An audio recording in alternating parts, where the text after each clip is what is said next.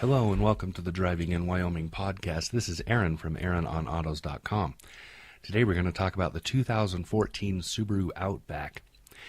The Outback has several trim levels, with the base model offering beginning at about $24,320 as an MSRP.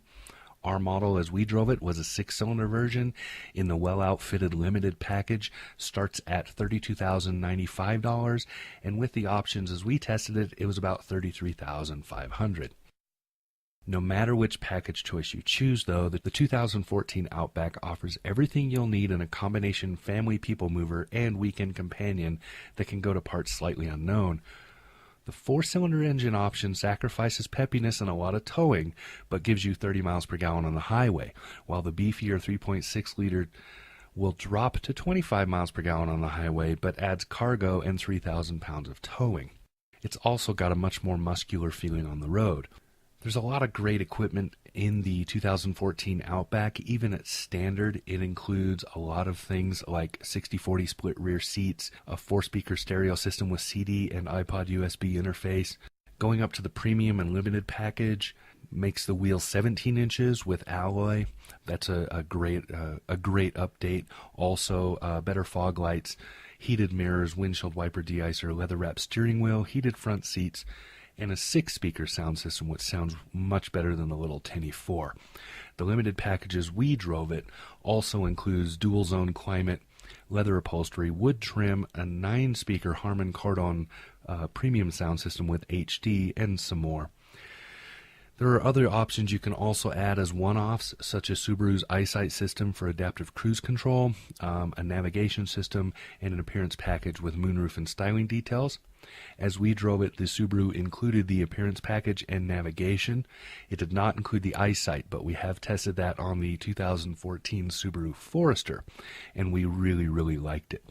When we had the Outback, we had it during a week when we had on and off storms constantly. We had, I think, one clear day out of the 7 days I drove this car. So that gave us plenty of chance to put the Subaru to the test. Subaru's legendary for being capable of doing all weather conditions and going off-road in light off-road conditions to get you to the lake. It's a natural road trip machine. It really likes to haul your family around and do stuff. We took it down to Denver and back. It was a great highway drive. We also drove it around. I took it off-road out in the snow. You'll see a lot of photos of that happening right here. And I took it out and we drove it around in every kind of weather you can name that happens here in Wyoming. And it did very well. It's a great car for that. In fact, I drove it up on the bluffs. Most of the photos you're seeing here was when I drove it up on the bluffs. They had not been plowed, and we had gotten not quite a foot of snow past 20, 24, 36 hours, give or take. And I drove it through that up on the bluffs around that trail with no issues at all. It did very well. So a lot of the appeal for this Outback is that it's much bigger. It's larger than the Impreza. The Outback has grown up a lot. It is much more roomy, much more family friendly than it used to be, easier to get in and out of, a lot more ergonomic. The roof is still low, so it's still easy to access that built-in luggage rack. I will very much recommend that if you buy one of these, you should get the 3.6-liter engine, because the 3.6-liter horizontally opposed 6-cylinder in the Outback has 256 horsepower and 247 pound-feet of torque and gives you that 3,000 pounds of towing.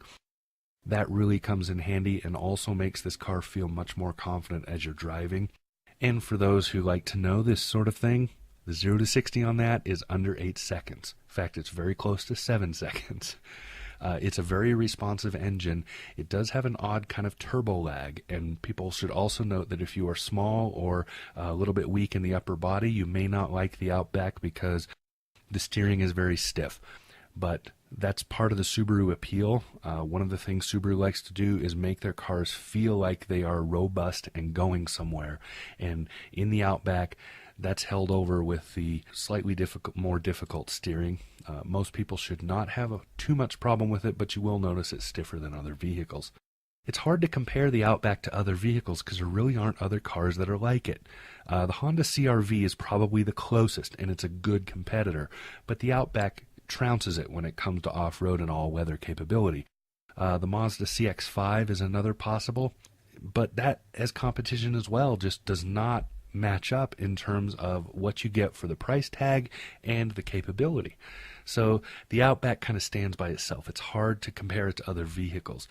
It is, however, now a real crossover. It's no longer really a station wagon, even though it does, in styling points, kind of look that way. And Subaru still calls it a wagon. But for all intents and purposes, it's really, really a crossover. It is not a station wagon anymore. We'll leave that to the Impreza.